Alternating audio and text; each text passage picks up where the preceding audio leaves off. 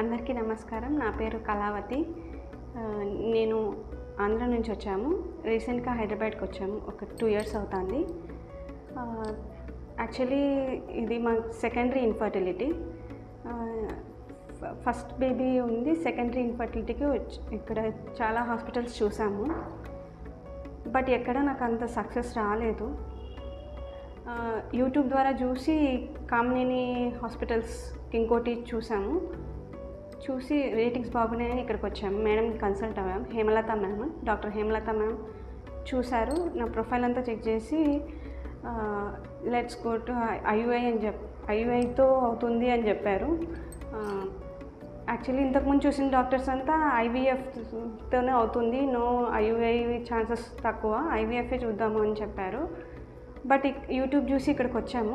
Hema ma'am చూసి ఐయుఐతోనే అవుతుంది, no need to IVF అని చెప్పారు.